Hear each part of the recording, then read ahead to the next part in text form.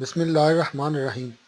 خواب میں آب کاما یعنی ترش پانی یا کانجی کا دیکھنا اور اس کی تعبیر کے متعلق حضرت ابن سیرین رحمۃ اللہ علیہ نے فرمایا ہے کہ آب کاما یعنی ترش پانی کا خواب میں دیکھنا رنج اور بیماری کی دلیل ہے اور اس کا پینا بیماری کی دلیل ہے۔ حضرت کرمانی رحمۃ اللہ علیہ نے فرمایا ہے کہ آب کاما کو اگر گرتا ہوا دیکھے یا اس میں سے کچھ نہ پیا ہو تو دلیل ہے کہ غم و ان سے نجات پائے گا، اور اگر بیمار ہے تو شفا پائے گا۔